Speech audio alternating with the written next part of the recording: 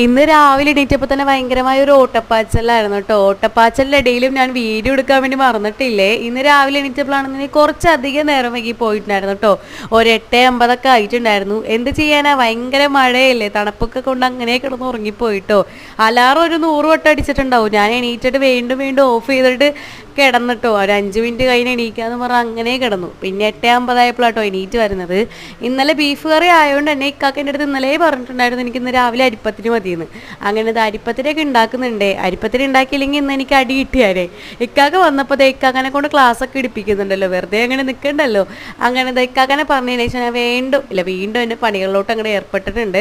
അടിച്ചു വാരി അങ്ങോട്ട് തുടക്കാമെന്ന് വിചാരിച്ചിട്ടോ. മഴ കാരണം തുടച്ചിട്ടൊന്നും വലിയ കാര്യമില്ല, എന്നാലും ഞാൻ ഡെയിലി തുടക്കാറുണ്ടേ. അപ്പോഴാട്ടോ ഇക്കാക്കയുടെ കൂട്ടുകാരൻ്റെ ഉമ്മ കുറച്ച് കപ്പുകൾ അതുണ്ടായിരുന്നു കേട്ടോ. എനിക്ക് ഭയങ്കര ഇഷ്ടമാണ് ഇങ്ങനത്തെ കപ്പുകൾ കേട്ടോ, ചായ കുടിക്കാൻ വേണ്ടിയിട്ട്.